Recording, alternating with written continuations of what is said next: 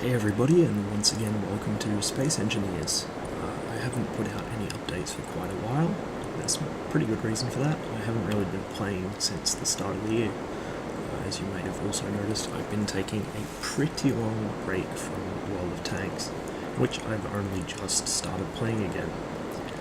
Anyway, the reason for this update video is because I've finally managed to get around to doing something I'd wanted to do for a while. You can see Cosmograd Station in front of us, along with all its attendant ships.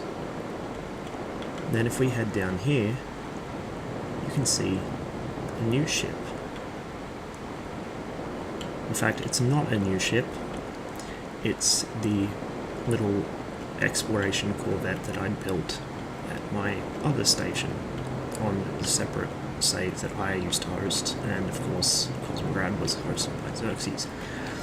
As you can possibly tell from that, the fact that it's here, and also from the large number of asteroids speckling the sky in the distance, I've actually managed to fuse both worlds together into one save. We are about 200 kilometers away from my original station, and now you can travel freely between both of them. In fact, if I float up towards the top of Cosmograd, you can actually see the transmitter, which is aimed off directly towards it. It's way out of draw distance, you won't be able to see the actual asteroids from here. But as you can see, it's got the little blue lights there, so it's connected.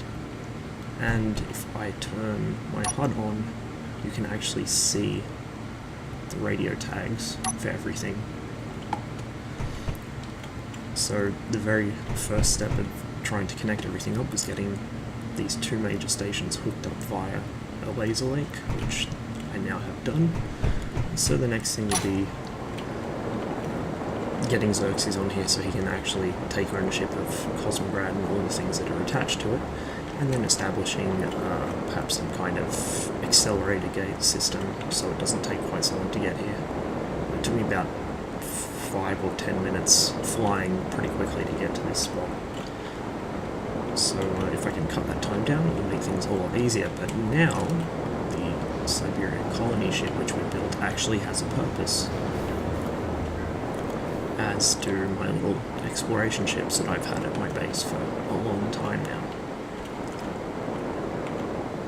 And so I just wanted to make a quick update video showing that, and also I've done a little more work on the Siberia's upper surface, just filling out some of the armor plating and putting a turret up here, and there'll be smaller point defense turrets laying out across the roof, and then the light armor will be replaced with heavy armor. But other than that, it's pretty much done. And then it just becomes a case of welding it all up, putting the navigation lights on the ship, and then perhaps painting it. Of course, being in the exploration world, there's also plenty of derelicts for us to discover. I did happen across one on the way in. I picked up on my scanners, but I didn't actually see it. And since I was in a hurry to get here, I didn't stop to try and look around for it, but they are out there, and that should make things certainly a lot more interesting and give us a lot more resources to build with. So, as the two bases flourish, I expect there'll probably be some smaller outposts popping up between them, as well as mining outposts on resource-rich asteroids, of which there are probably quite a few around. As you can see just the sheer number of them, they're everywhere. Anyway, there's no point making a long video because not much has changed other than that. I've done a tiny bit of work here and there on a couple of ships. Mostly it's just been replacing parts that didn't get carried across properly. A lot of the windows on Cosmograd, for some reason, just didn't copy over. But by and large, everything worked fine. The only issue was just starting the faction up again and resetting ownership. So over the coming months, hopefully there'll be more Cosmograd and more of my own station, and maybe some flying around between them. And then in the distant future, the very distant future,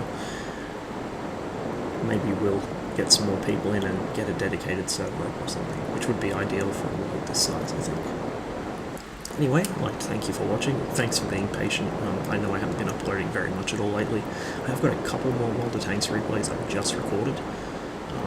Or not just recorded, but matches I've just played. I haven't recorded them yet, but they'll be coming pretty soon.